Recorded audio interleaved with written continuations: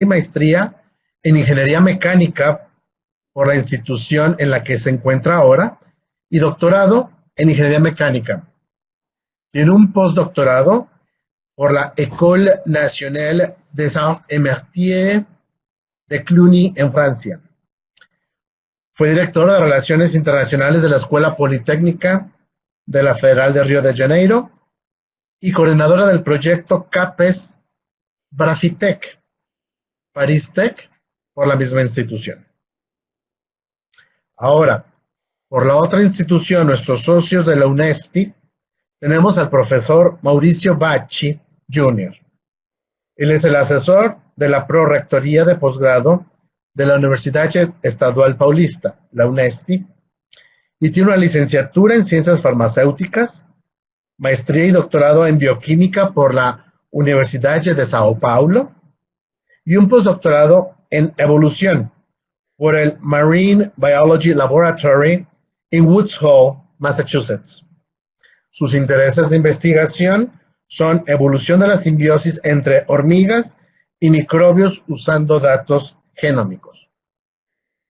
Sin más, les doy a todos una cordial bienvenida, explicando que la mecánica que mejor ha funcionado es que todos nuestros asistentes mantendrán sus micrófonos apagados y nuestros presentadores estarán hablando sin interrupción y todas las dudas, comentarios se pueden ir apuntando, pueden ir escribiendo en el chat que está aquí abajo en la página del lado derecho y nosotros estaremos recabando la información y la presentaremos al final.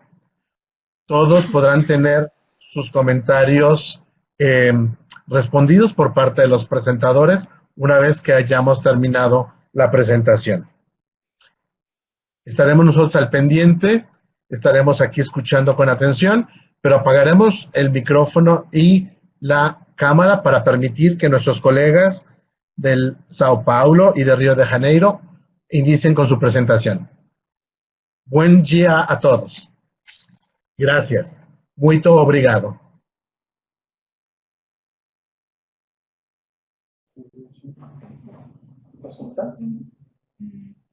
Bom, boa tarde a todos. O meu nome é Maurício Passi, vou falar um pouco a respeito das oportunidades de colaboração com a Unesp e solicitaram para falar principalmente sobre essa oportunidade que está iniciando agora, que é o projeto CapSprint.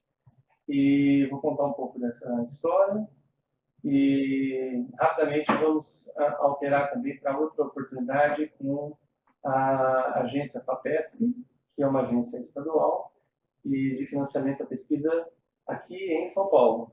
Sendo o primeiro projeto, que é o projeto CapSprint, ele é um projeto financiado pelo governo federal. Pode passar uns slides? O som está baixo. Esse... para aumentar?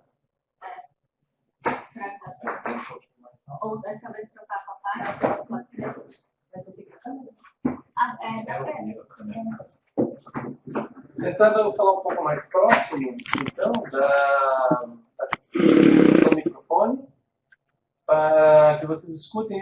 É possível escutar bem? Todos estão escutando bem? Tá bom. A Unesp propôs para o projeto Print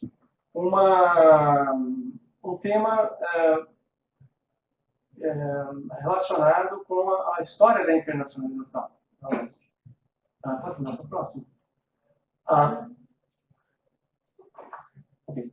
A nossa política de internacionalização ela tem envolvido 4 tópicos, que é principalmente algumas ações de intercâmbio de pesquisadores, número 1 e número 2.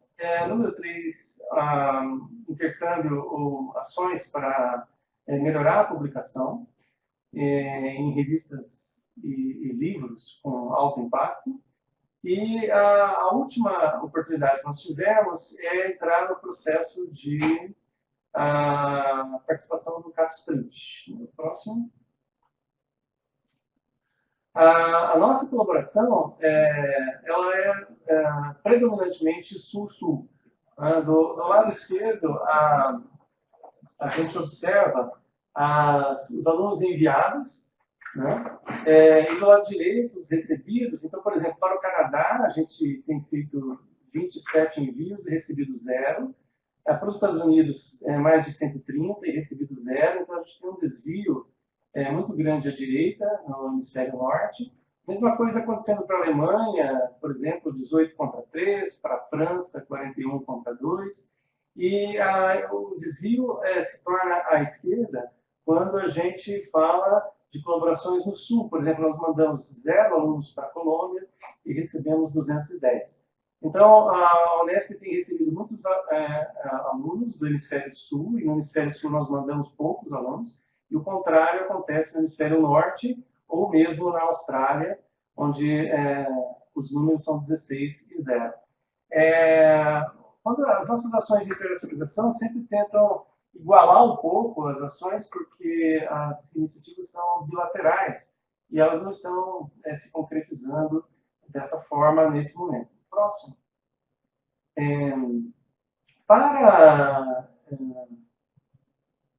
a vinda de professores, a Unesp costuma lançar programas estimulando os professores de pós-graduação, a área que eu trabalho, para ministrarem disciplinas e fazerem parte do corpo de professores da pós-graduação. Então, nós temos um financiamento que busca trazer essas pessoas continuamente para cá. Em virtude da situação econômica brasileira, que não tem sido muito favorável, esse programa ele tem sido mantido, mas com um pouco menos de participações. Por exemplo, em todo semestre, a gente procura trazer entre 25 e 30 professores para ministrar cursos em inglês e para também fazerem projetos colaborativos na busca de dinheiro internacional. A gente tem uma política para encorajar cotutelas e também para que os professores se tornem permanentes, né? A CAPES, o objetivo principal ao lançar o CAPES Sprint foi que a gente tivesse recursos permanentes para ações a longo prazo. Porque um dos principais problemas apontados pelos estrangeiros que colaboram com o Brasil foi a falta de constância na colaboração. Em um ano o brasileiro tinha recursos, no ano seguinte ele já não tinha, então a situação ficava difícil de se manter porque não tinha constância. Próximo. A gente tem feito também aumento da publicação e tem um processo de financiamento para publicação em top journals. Próximo. E a gente tem no CapSprint várias orçamento para várias missões de trabalho, alunos em bolsa, doutorado, sanduíche, para trazer ou enviar professores visitantes, e para jovens talentos, e algum pouco dinheiro para reagentes e serviços. E um pouco para pós-doutorados também, a abertura de vagas de pós-doutorado no Brasil. Podemos trazer estrangeiros para fazerem pós-doutorado. Próximo. O projeto nosso, olhando os 17 Objetivos do Desenvolvimento Sustentável, a gente escolheu alguns deles, ou grupos de objetivos, e para tentar falar uma linguagem internacional e colocar a Unesp em consonância com os Objetivos do Desenvolvimento Sustentável. E foi assim escrito o projeto CapSprint. A Unesp tem esse orgulho de ser o primeiro projeto de internacionalização baseado nos Objetivos do Desenvolvimento Sustentável da Agenda 2030. Próximo. As vantagens disso é que a Unesp alinha a sua pesquisa com aquela, assim como fazem com as pesquisas assim definidas, os temas assim definidos pelas instituições assim chamadas de primeira classe. A Unesp muito humildemente tenta falar a mesma linguagem e se engajar nesse processo no qual já estão essas instituições. E a outra é responder para os deliverables que a gente tem em relação à sociedade, né, que sustenta a Unesp, que é uma universidade pública. Outra questão é buscar dinheiro institucional para apoio aos pesquisadores, não deixar para o pesquisador todo o trabalho de levantar recursos para a própria pesquisa, tentar fazer com que a universidade apoie o pesquisador nessa forma. E a outra questão é, através dessa janela aberta pela CAPES, né, tentar atingir outras agências de fomento, de maneira que cada recurso investido pela CAPES corresponda ao recurso de outra agência internacional ou outra instituição parceira. E, finalmente, é a questão da inteligência e de se juntar esforços com outras instituições que, porventura, sejam especialistas em áreas em que a Unesp é deficiente e que ela, então, busca apoio dessas instituições, assim como oferecer os seus serviços nas áreas onde a Unesp tem mais desenvolvimento. Próximo. Bom, esse é o símbolo do Adobe.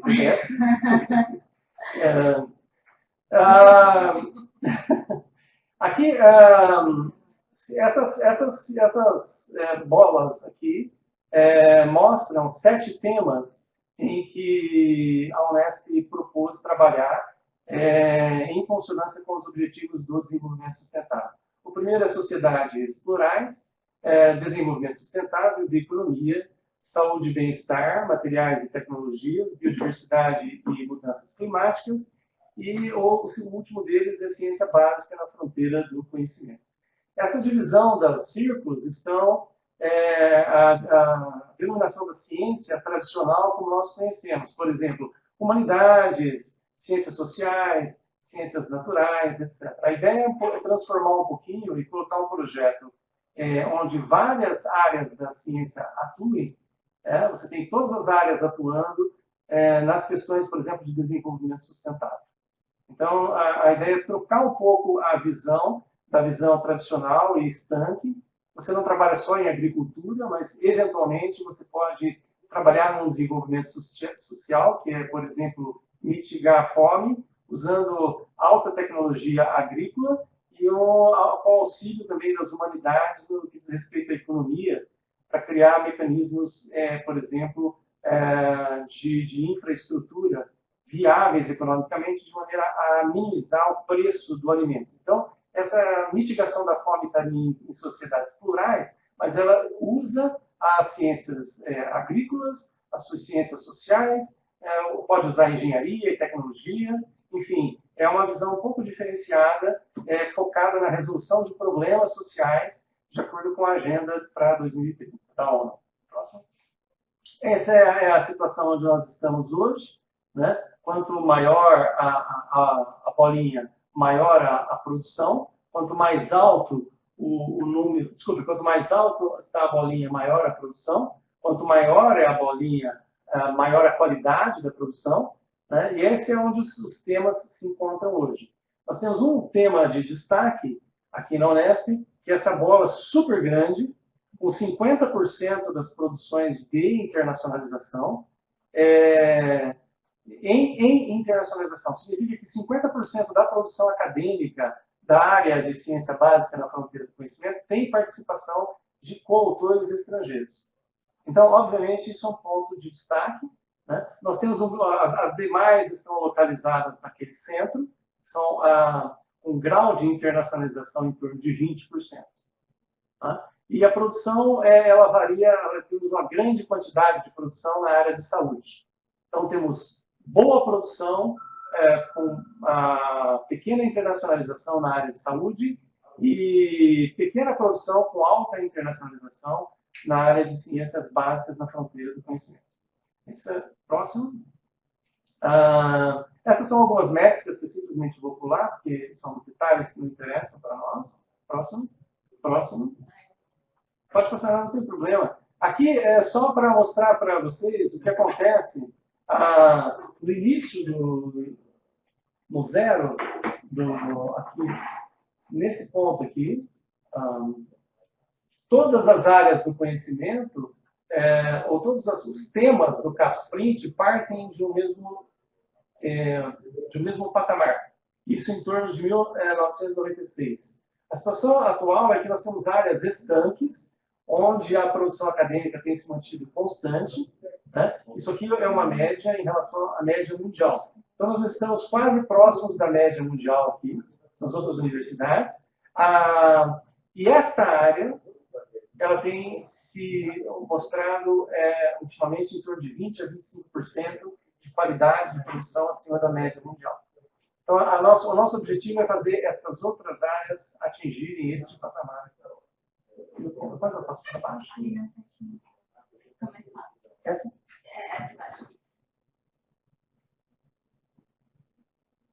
Ok. Nós temos, então,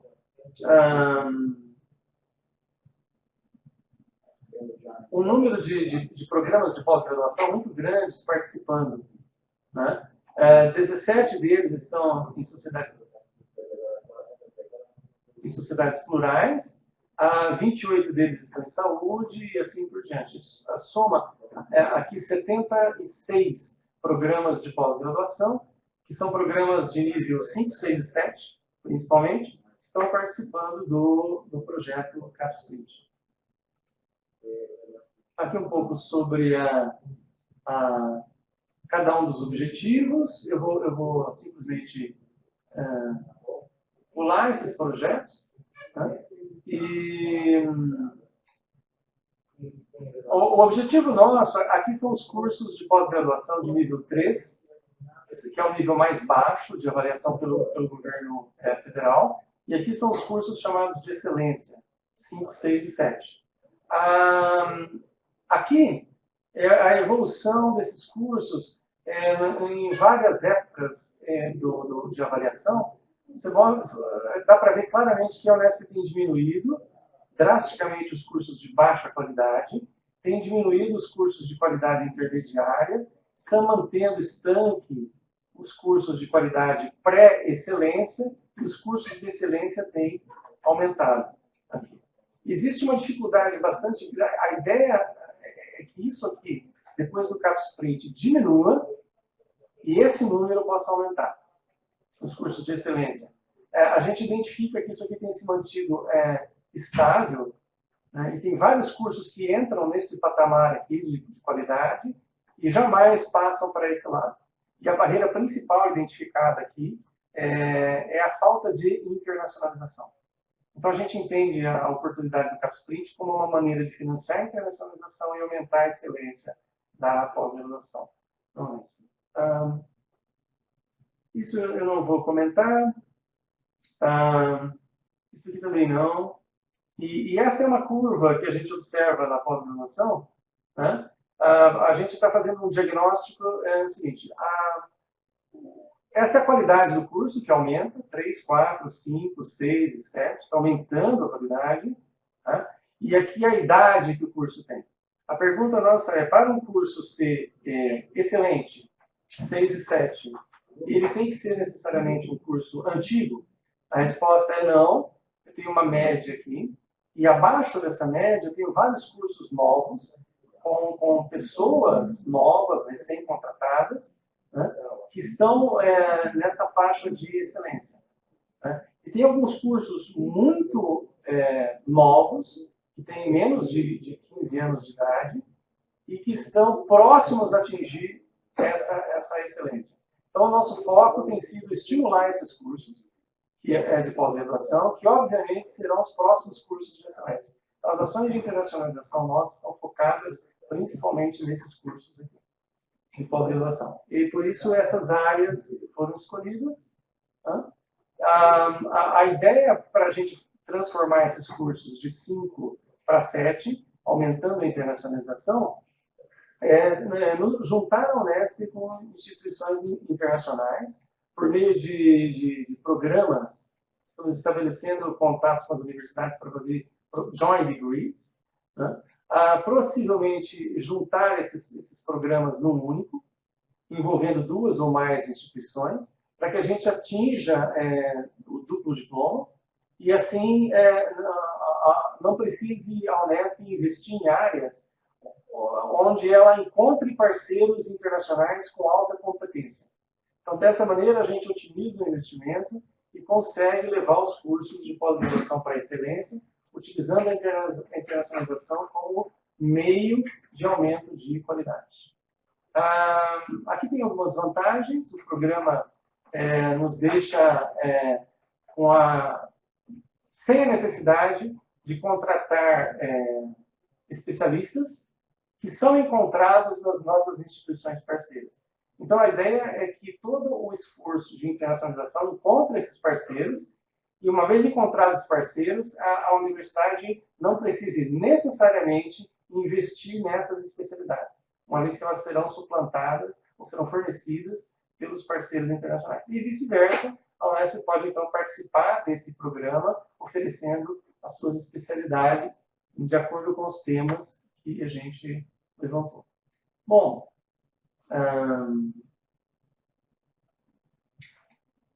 para participar do CapSprint, a gente faz várias ações aqui dentro da Unesp,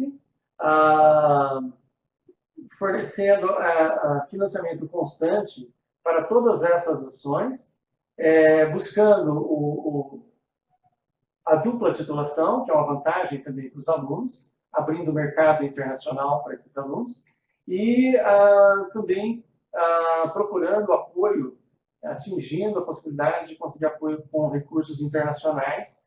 Né? A ideia é trazer recursos internacionais compatíveis com os recursos investidos pelo CapSprint.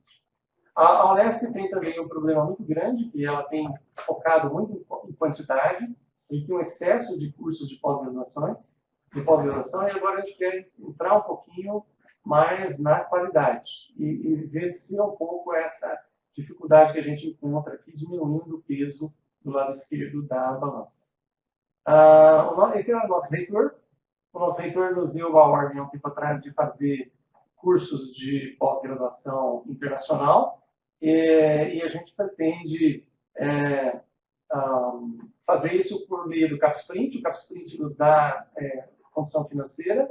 Nós já temos a ordem do reitor para fazer a política, mas temos algumas barreiras, que é a diferença em legislação entre o Brasil e outras instituições estrangeiras, principalmente a diferença de barreiras de linguagem e a distância geográfica. A internet tem feito isso praticamente inexistir. A barreira de linguagem é uma barreira muito importante a ser vencida para os alunos. A Unesp hoje oferece a gratuidade para os alunos que estão fazendo exame TOEFL e oferece cursos para redação em inglês, cursos para os professores da Unesp ministrarem disciplinas em inglês e oferece as bolsas para os alunos passarem de 6 meses a 1 ano em instituições estrangeiras, tentando vencer essa barreira.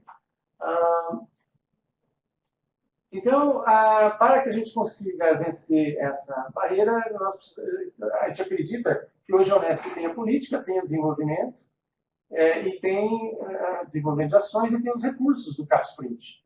A Unesp recebeu no CapSprint 4 vezes mais do que a média anual que ela tem recebido da CAPES. Então, a gente teve um grande aumento de orçamento, que a gente espera usar corretamente, e o que nós precisamos é modificar a maneira da universidade trabalhar, de maneira que a gente consiga ter a coragem de fazer a modificação institucional. Não tem sido fácil, porque a gente está tendo que desenvolver uma estrutura até então inexistente para lidar com os recursos. A Unesp, para atender o CapSprint, se transformou numa agência de pesquisa. Todo o trabalho de fomento à pesquisa, né, todo o trabalho antigamente feito na bancada da CAPES, de fomento, ele é feito agora dentro da universidade, numa época em que o quadro de professores e funcionários da universidade tem diminuído bastante. Então, nós temos que vencer essa barreira de uma maneira inteligente, né, facilitando os processos, né, e, por vezes, a gente tem que tomar essas atitudes aqui um pouco mais, tem que se lançar nesse processo. Né? Vou falar especificamente de rapidamente agora, nos próximos 5 minutos, tá? De 2 editais que nós fizemos, um chamado Doutorado Sanduíche. Nós colocamos 74 cotas de 12 meses disponíveis, uma cota para cada programa. São 74 e não 76 programas, né? 74 programas de pós-graduação participando.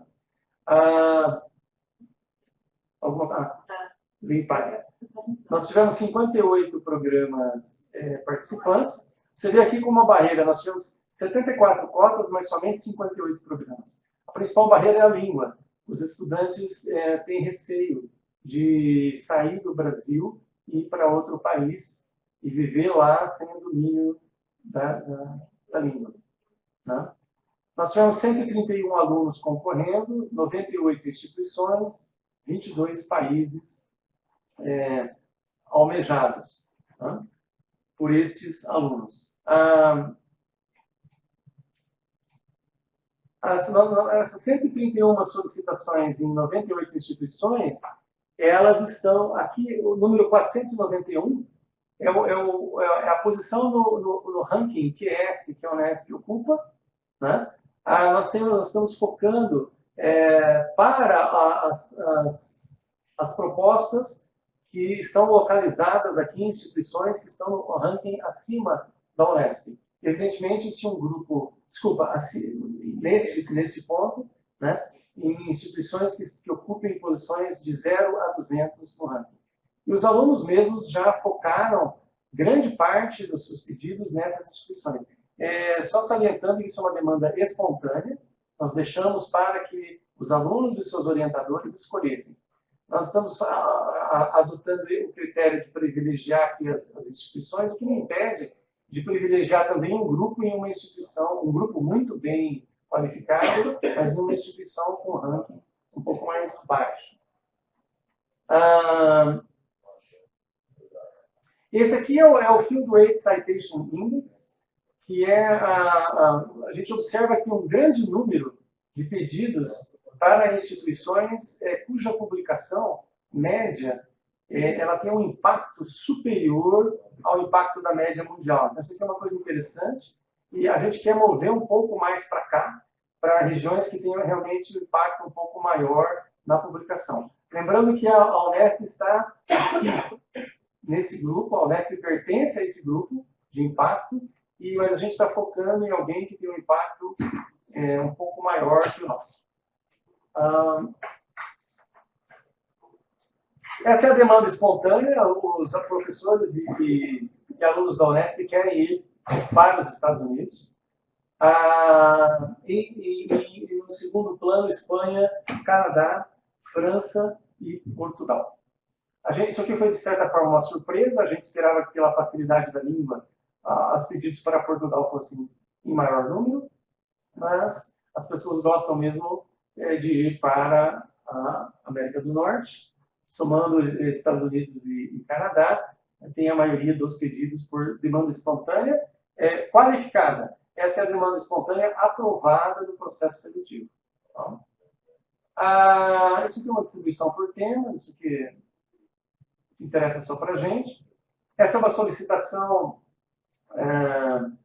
O projeto CapSprint da Unesp é subdividido em uma série de subprojetos, e alguns deles, como por exemplo biodiversidade, tiveram uma grande procura. Tá? O orçamento nosso da CAPES não privilegia biodiversidade, mas a gente já entrou em contato com eles para tentar atender especialmente essa demanda qualificada.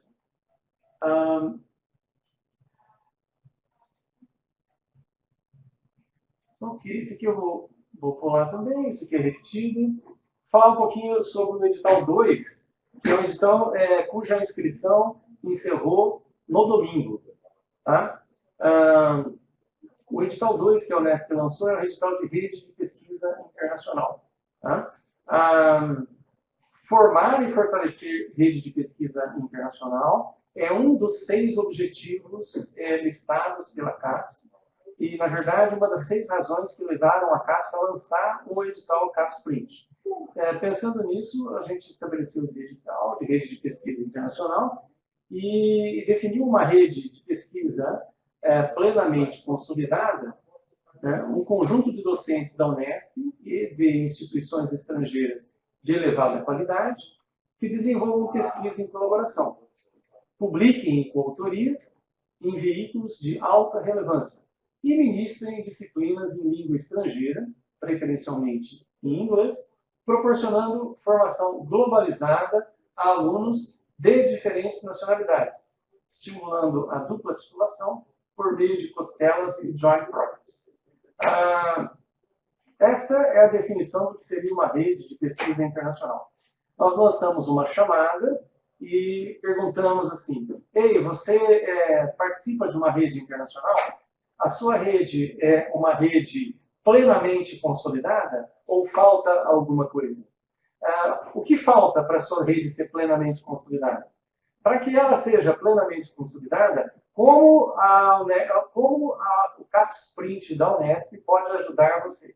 Que tipo de financiamento você precisa para se tornar plenamente consolidado nos próximos 4 anos? Então, ou pelo menos aproximar-se da consolidação nos próximos 4 anos. Então, o proponente teria que definir a sua rede, definir o estado atual em que a rede se encontra e quais ações ele pretende fazer para preencher eventuais lacunas existentes entre a rede no seu estado atual e uma futura rede que estaria no estado consolidado. E para preencher essas lacunas, qual o orçamento financeiro que ele apresenta para nós? Nós tivemos 135 propostas e elas passaram agora para avaliadores externos à universidade. Todos os avaliadores são pesquisadores 1A, 1B, 1C ou 1D do CNPq, que estejam no momento ministrando disciplinas tanto no Brasil quanto em universidades estrangeiras.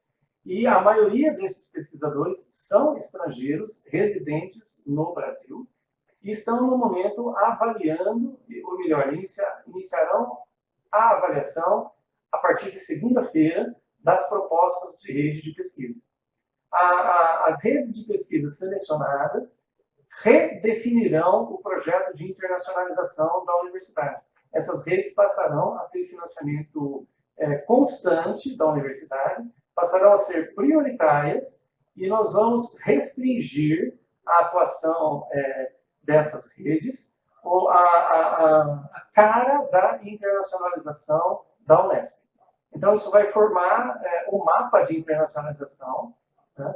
E esse mapa vai ser permanente. Esse mapa, na verdade, pode ser um grau de liberdade, de mudança, uma vez que esse edital de redes ele será novamente lançado o ano que vem. Então, ao final de um ano, as redes que forem bem avaliadas continuarão, outras redes serão substituídas por novas propostas. E a gente pretende fazer essa interação por mais 4 anos consecutivos, de maneira a chegar em uma situação que a gente tem o mapa da internacionalização da Unesp com base nas competências consolidadas, competências internacionais. Né? No entanto, nós também decidimos abrir a cooperação para redes de pesquisa do tipo 1, com as quais inexiste cooperação prévia. Né? Alguns professores disseram, mas eu não tenho uma rede, mas gostaria de formar essa rede. Então, é possível que ele forme essa rede do zero. A gente vai avaliar essa possibilidade também. E aqui, antes da CAPES nos sinalizar com os cortes, né, é o número de cotas disponibilizadas. Foram 555 cotas, né, são 35 mais 16 cotas de programa doutorado de sanduíche no exterior, são 34 cotas de professor visitante júnior, mais 78 cotas de professor visitante sênior, 167 missões acadêmicas e científicas, 115 capacitações e 110 professores que nós receberemos esse ano, começo do ano que vem, visitantes aqui no Brasil. A CAPES anunciou há 2 dias atrás um corte de 30% nesses valores para 2019. Esse valor para a Unesp correspondeu a 7 milhões e esses 7 milhões de reais foram alocados para 2023. Então, nós teremos uma redução aqui, vai tornar um pouco mais competitivo esse edital, mas esse dinheiro a gente espera que seja novamente reposto para a universidade em 2023. Ups. Isso aqui são instruções para os nossos pesquisadores de orientação geral. Então, acabou? Ok, então era isso que eu tinha a dizer. Obrigado. Pode finalizar. Não, eu acabei. Eu estou bem. É melhor abrir para a pergunta. Tá.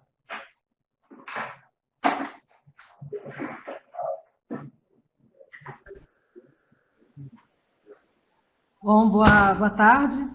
Meu nome é Ana Carla Araújo.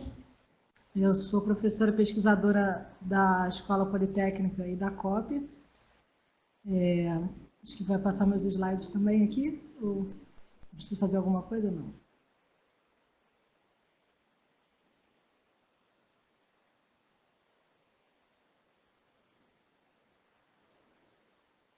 Bom, aqui. Então, hoje em dia eu estou com a missão da assessoria de relações internacionais na COP. A gente não tem uma diretoria, nem uma coordenação, é uma assessoria que apoia a posição do diretor da COP. Eu fui convidada pela professora Nádia, que é a atual diretora de Relações Internacionais da UFRJ, dado alguma experiência que eu tenho na área, e eu preparei, então, o que eu enxergo em relação à cooperação científica internacional, no contexto brasileiro, e o que se espera do CAPES-Sprint. Então, a concepção da minha apresentação é um pouco diferente, tanto em questão de organização quanto de objetivos da apresentação, mas acho que vai ficar bem claro durante a minha apresentação. Por favor, próximo slide. Aí eu passo o próximo slide.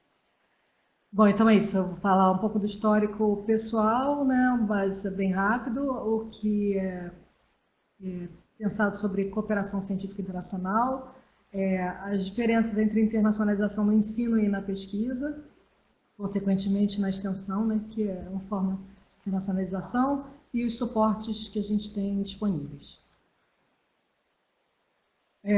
Então, já foi falado no início do webinar, eu não vou me ater a esse slide, mas então os próximos slides eles se referem basicamente a uma experiência prévia com a graduação. Então, eu fui responsável pela mobilidade duplo diploma do Grupo Parritec com a UFRJ durante 6 anos, 5 anos e meio, e durante quase 4 anos eu fui diretora adjunta de Relações Internacionais da Escola Politécnica, ou seja, da graduação na engenharia. E agora essa posição de assessoria de Relações Internacionais na pós-graduação. Então, eu tive a oportunidade de enxergar essas diferenças.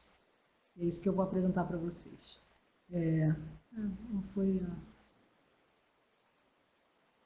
Bom, faltando uma imagem ali, mas assim, a cooperação entre as instituições brasileiras e estrangeiras, que tinha naquele espaço em branco, é que a gente normalmente pensa em universidade com universidade, e na verdade a gente aqui na FRJ muitas vezes a gente se relaciona não só com outras universidades que têm a mesma estrutura organizacional que nós, mas também com instituições de pesquisa que não têm a parte de ensino e que têm grandes laboratórios ao redor do mundo em pesquisa.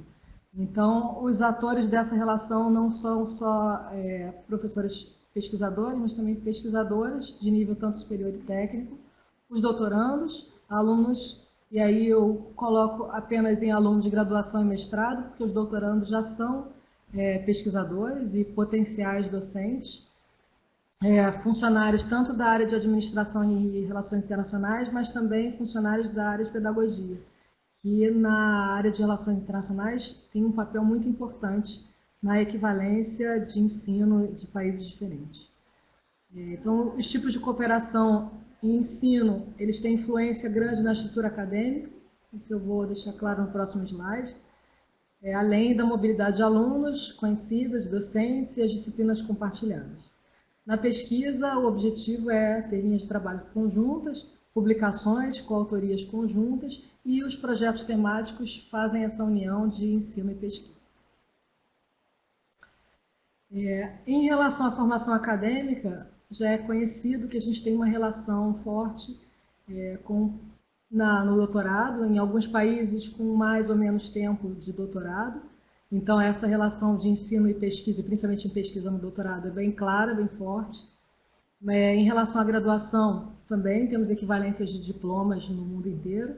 Mas a questão do mestrado, e quando a gente fala mestrado e internacionalização, é uma questão bastante delicada, porque nem todos os países, e principalmente os países da Europa, depois do Tratado de Bolonha, eles têm um mestrado científico que não é exatamente equivalente ao nosso mestrado no Brasil, e o master, alguns outros, as outras formações depois do bacharelado, elas equivalem à nossa graduação, à nossa formação de graduação. Então, quando a gente fala de mobilidade na graduação funciona bem, mobilidade no doutorado funciona bem, e mobilidade no mestrado é algo que a gente precisa olhar com mais cuidado. Na UFRJ, por exemplo, a gente não celebra acordos sem um plano de trabalho. Então, ou os acordos são apenas um memorando de um protocolo de intenções, ou os acordos já são específicos. E isso fica bem claro quando o acordo específico é de mobilidade, principalmente, pesquisa, ou de mobilidade docente, que é um pouco menos intenso, menos recorrente, uma vez que não é restritivo. A mobilidade docente não é restritiva a ter um acordo na maior parte dos casos. E, recentemente, a gente tem reforçado, e fizemos uma resolução há 1 ano e meio atrás, sobre a cotutela de doutorado. Então, lógico, a cotutela de pós-graduação, mas o mestrado tem uma questão diferenciada. A diferença da cotutela de doutorado agora na UFRJ é que, além da usual feita de aluno a aluno, a gente também tem uma cotutela aberta, ou seja, uma cotutela aos moldes de um acordo aberto, como um acordo de graduação, em que a parte administrativa toda é descrita no acordo de cotutela e a parte acadêmica é escrita num caso de cotutela específica de aluno a aluno. Isso viabilizará a redução do tempo de titulação dos alunos e o interesse da cotutela, que é um ponto muito forte do CAPES-Print. Bom, então, em relação à graduação, eu gostaria que tivesse os slides, eu mandei um PDF, será que é possível colocar os slides com a imagem, o PDF que eu enviei? Senão eu vou ficar sem texto para apresentar. Eu vou falar do duplo diploma e aguardo para ver se quem está organizando consegue colocar os slides em PDF que eu tinha enviado. Então, os diplomas, os acordos de cooperação, a mobilidade estudantil da graduação, ela tem alguns objetivos para os estudantes, que é a complementarização da formação, ampliação da oportunidade de estágio e das formas de estágio,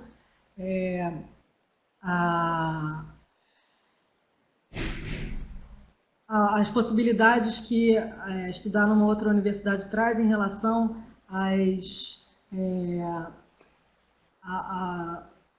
normas em outro país, a internacionalização na sala de aula. Isso era o que estava no outro slide. Mas, principalmente, quando a gente tem a realização de um acordo de duplo diploma, isso significa, em primeiro lugar, que a gente tem uma igualdade de formação entre os dois países, e com isso não pode haver uma imposição cultural e científica de nenhum dos lados.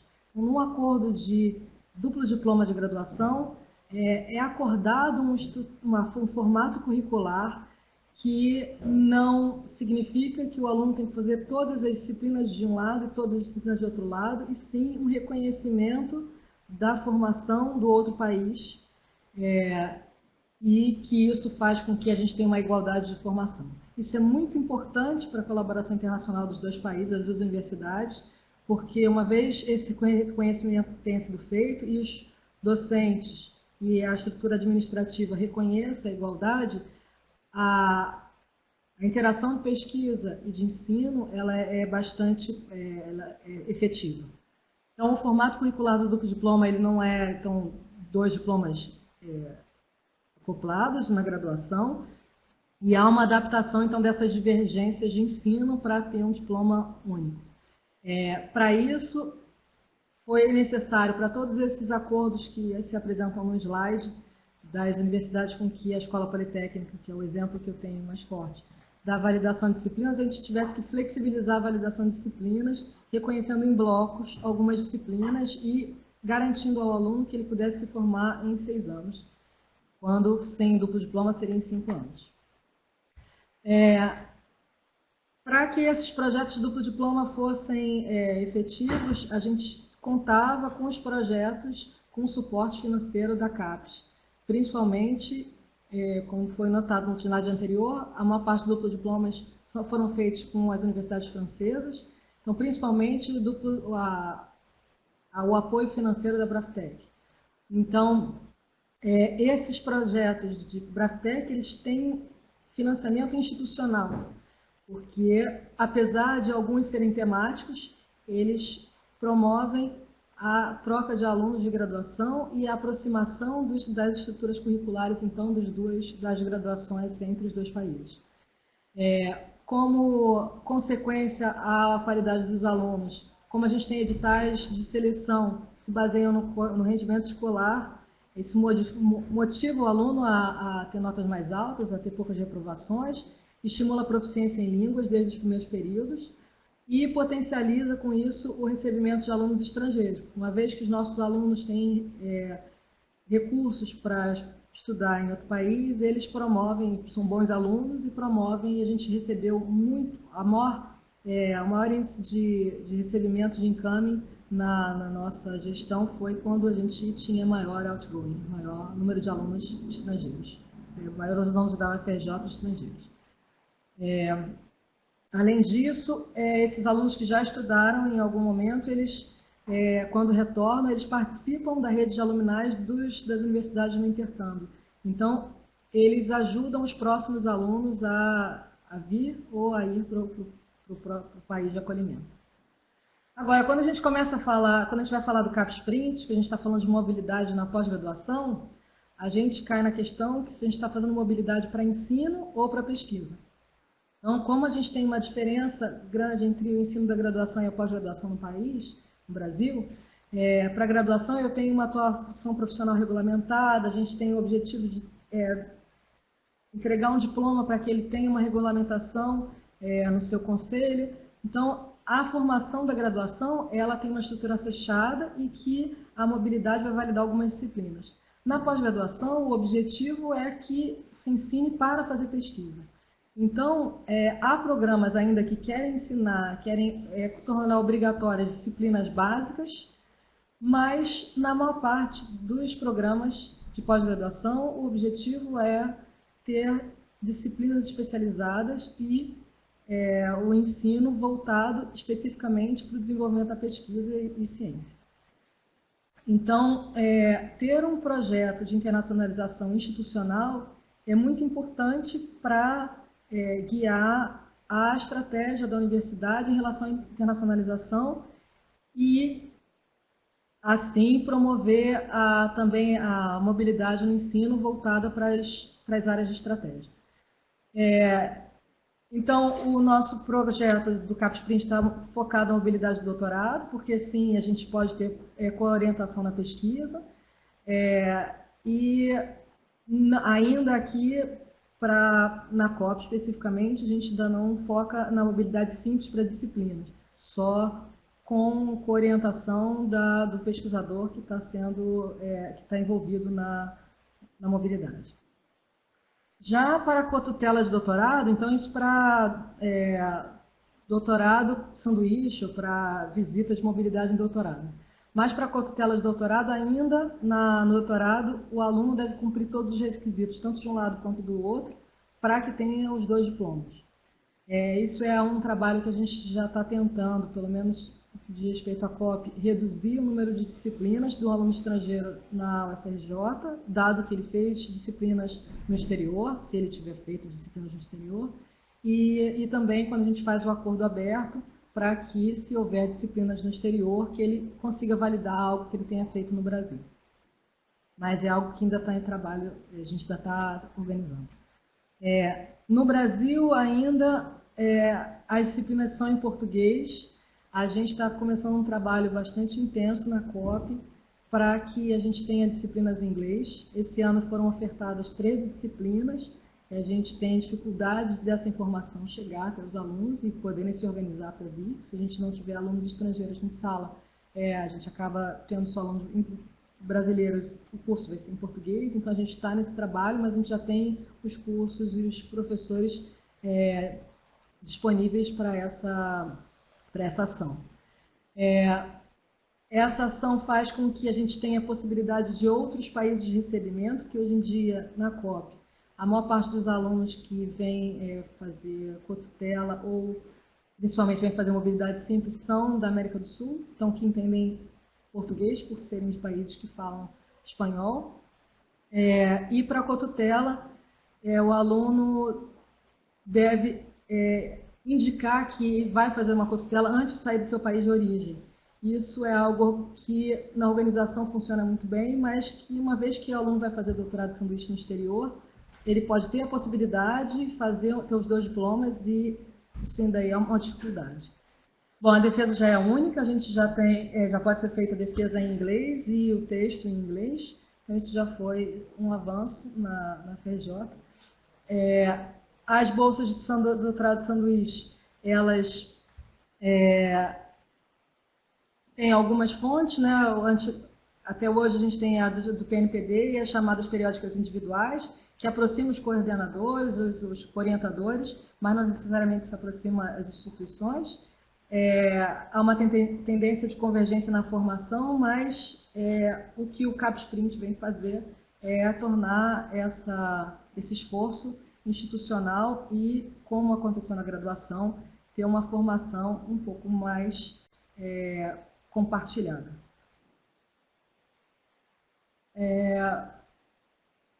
Bom, eu vou passar um pouco essa parte da temática, eu acho que vocês, vou deixar no slide, mas os acordos que existem, as outras opções que existiam e que se tornaram CapSprint. As opções regionais aqui do Rio de Janeiro, e imagino que todas as do grupo FAP, que são objetivos, projetos bilaterais, como aconteceu na Sorbonne, na Deutsche, na DFG da Alemanha, na Argentina, chamadas bilaterais com processos temáticos.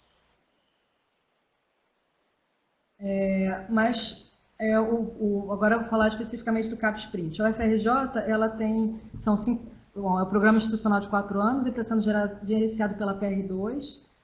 Ele envolve, hoje em dia, 54 programas de pós-graduação.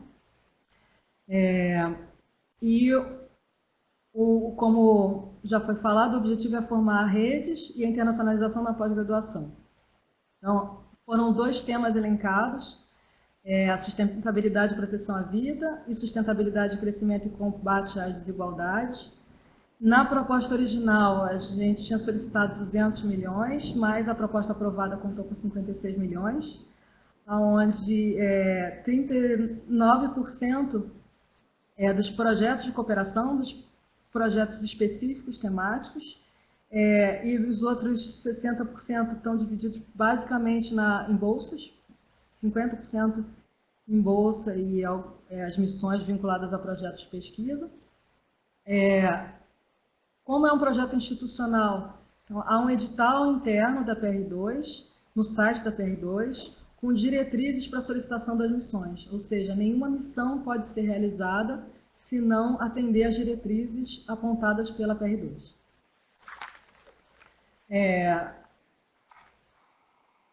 Como resultado da internacionalização, então é um projeto muito extenso e durante o projeto existem alguns indicadores para cada uma das ações, cada um dos temas, mas o que a gente pode identificar como indicadores que estão em todos os temas são, claro, artigos em coautoria, Constituição parceira, mas as revistas, a gente tem revistas indexadas pela FRJ, indexadas que são editoriadas pela FRJ, então a gente gostaria de aumentar o número de revistas com um fator de impacto editadas da FRJ.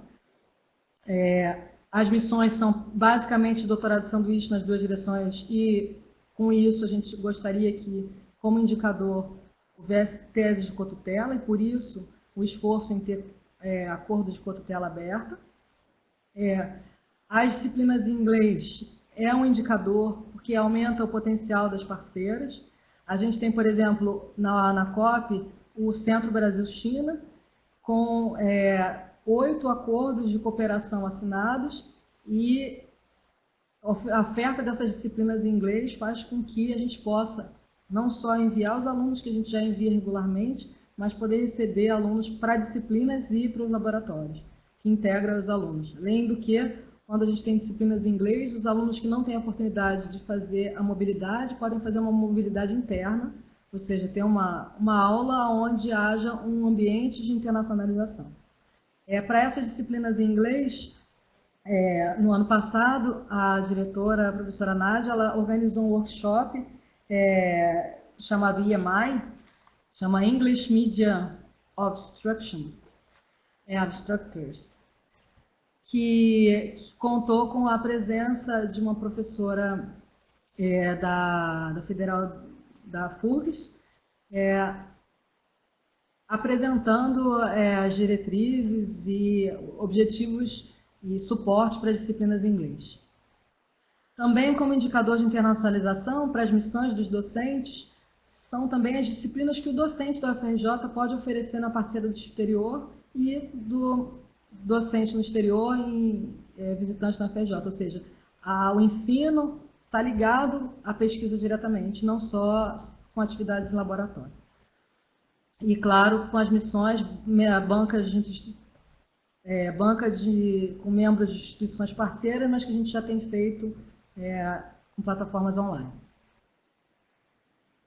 Bom, eu foquei, acho que já terminei, eu tinha organizado a apresentação para fazer em 15, 20 minutos, então já era o que eu tinha para apresentar. Deixo aí o site da COP, da International Affairs Office da COP, a nossa divulgação dos cursos em inglês, porque é muito importante para a gente que alunos de outros países venham frequentar esses cursos. A gente organizou os cursos em 12 semanas, para que nesses 2 primeiros anos a gente possa receber alunos até de universidades que sejam parceiras, mas que a gente esteja em assinatura de acordos de mobilidade, ou seja, que a gente tenha protocolo de intenções, porque normalmente para carta de aceite, para visita aqui, a gente precisa do acordo, mas para essa ação do CAP Sprint, dos cursos em inglês, da internacionalização na sala de aula, a gente reduziu, nossos cursos são de 13, 14 semanas, a gente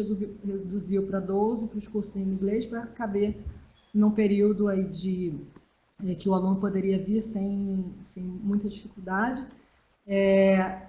São cursos de pós-graduação, então o aluno tem que ter o background da área que ele está se propondo. No site tem uma lista de todos os cursos e a ementa dos cursos. Então, eu convido vocês a entrarem no site e analisarem a ementa e divulgarem nas universidades de vocês. Muito obrigada.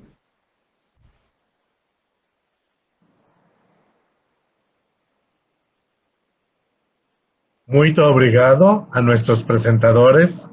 Gracias, Ana. Gracias, Mauricio. Les recordamos a todos los que nos están escuchando y viendo que cada uno de estos webinars son grabados y serán subidos a nuestro canal en YouTube. Pueden buscar nuestro canal YouTube como Riazal Erasmus Plus y ahí encontrarán todos los anteriores y este próximo en unas pocas semanas más. Ahora, desde Guadalajara, en México, estamos uniendo las preguntas que han dejado en el chat de este canal para presentarlas y permitir que tanto Mauricio como Ana Carla puedan dar respuesta a sus comentarios y preguntas. Vuelvo a insistir, Riazal es un proyecto cofinanciado con fondos de la Comisión Europea a través del el Erasmus Plus.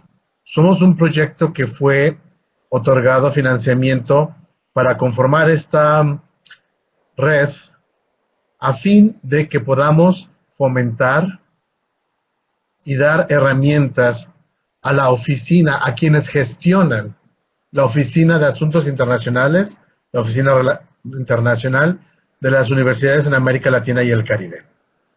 Sin más por el momento, doy cámaras y micrófonos para nuestros presentadores para que vean las preguntas que hemos recolectado y poder así dar inicio a la comunicación que tenemos con ustedes que han estado con nosotros en esta hora. Gracias.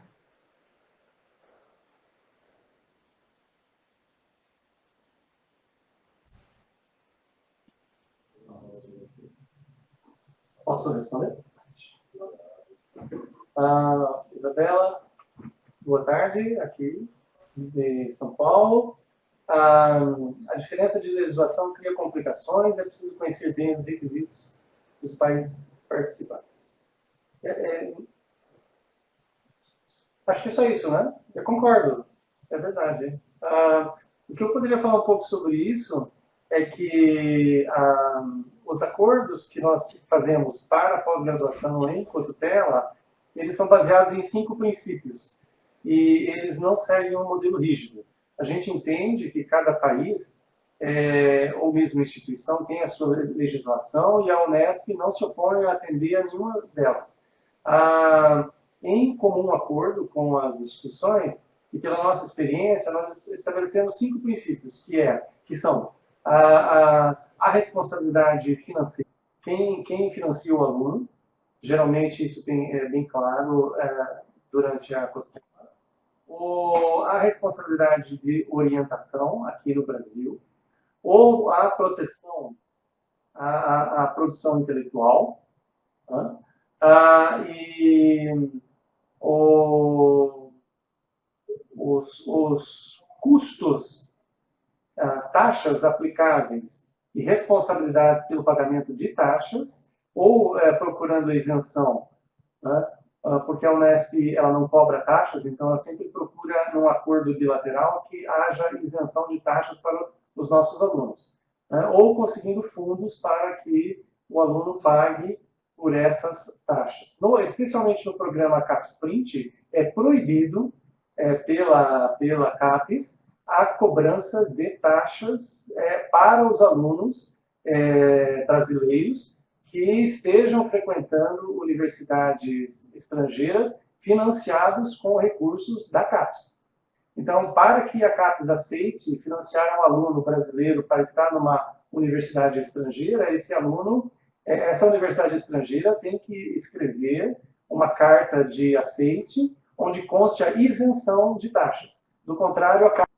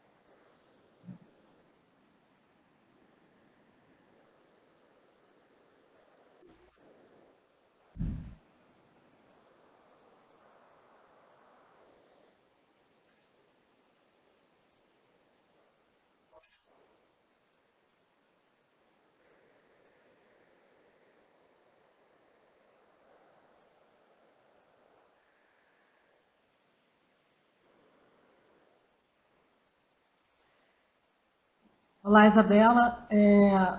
Exemplo de instituições de pesquisa que não se destinam ao ensino, há diversas instituições de pesquisa.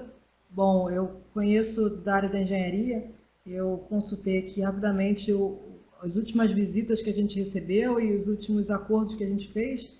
A gente tem uma instituição de pesquisa em Portugal chamada LENEC, coordenada pelo professor Cláudio, lá do programa de engenharia de oceânica, que é um laboratório de pesquisa.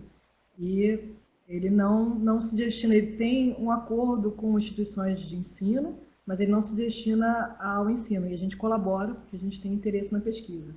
É o Instituto Francês de Petróleo, é outro exemplo, que trabalha não só com instituições de ensino, conosco, ensino e pesquisa, mas trabalha também com as empresas que têm necessidade de desenvolvimento de indústria de pesquisa científica de última geração para o pré-sal, por exemplo, para os nossos objetivos aqui nacionais e mundiais.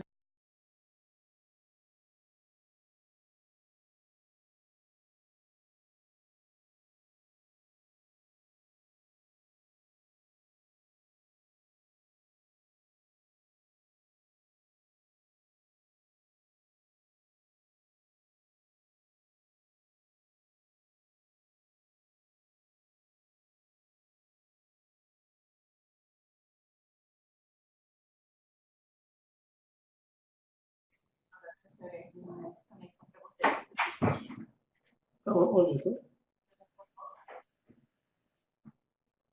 Acho que estão.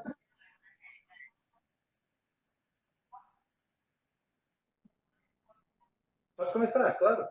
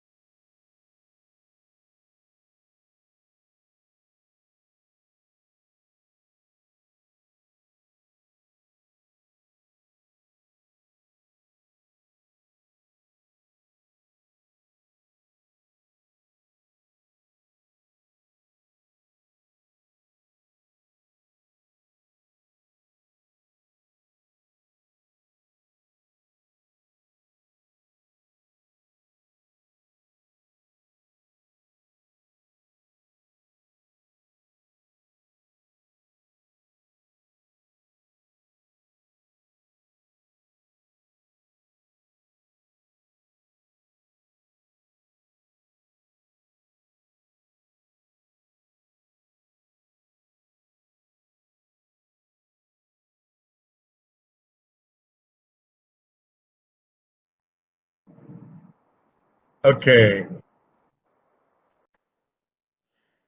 creo que hemos llegado entonces al final de las preguntas. Les queremos agradecer enormemente a el profesor Mauricio Bacci Jr. de la Universidad Estadual Paulista, la UNESPI, y a la profesora Ana Carla Araujo de la Universidad Federal do Rio de Janeiro por su presentación sobre las estrategias para la cooperación científica internacional en Brasil, uno de los temas de los cuales estas dos instituciones socias del proyecto Riesal tienen liderazgo. Les recordamos a todos que este y todos los webinars están siendo grabados y que se encuentran después publicados en nuestro canal de YouTube en Riesal Erasmus Plus. Muchas gracias a todos, buenas tardes, muito obrigado a todos. Chao.